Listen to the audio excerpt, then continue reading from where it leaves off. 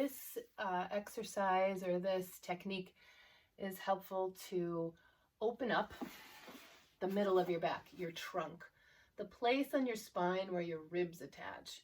So basically where your neck stops and your upper back starts, from there to where your ribs end, sort of in this area.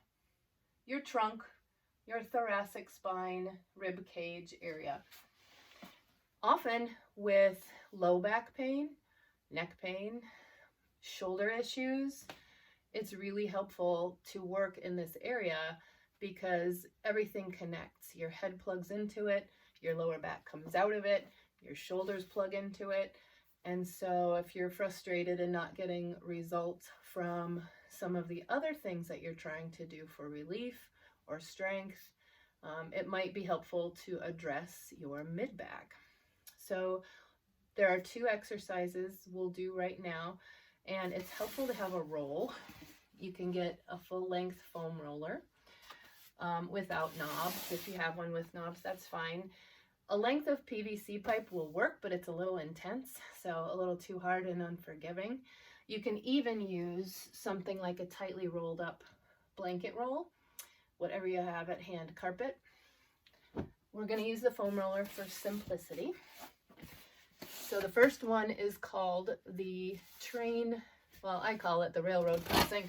So you need to be able to get on it and lie down so that your tail and your head are all on the roll from head to tail.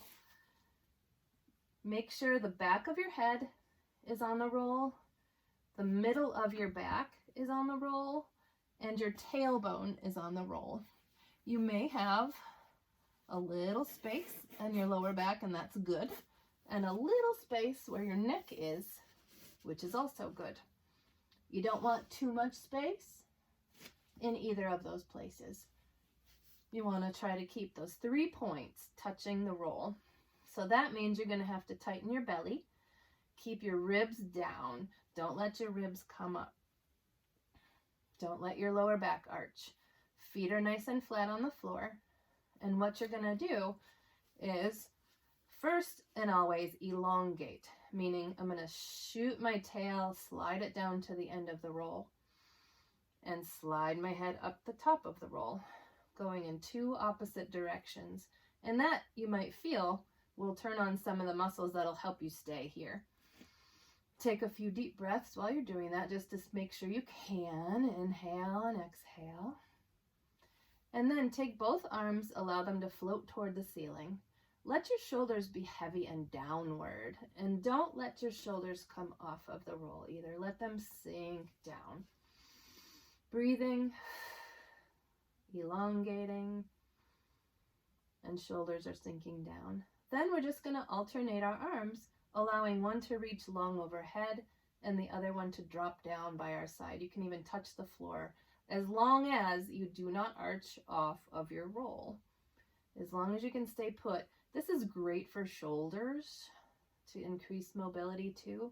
If you're having severe pain, do stop.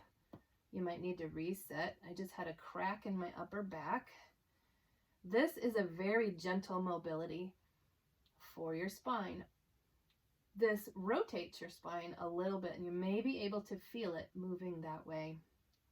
Kind of like wringing a towel one way and then the other. And it just gives a gentle massage and a gentle movement. But you have to keep it against the roll. That's the railroad crossing.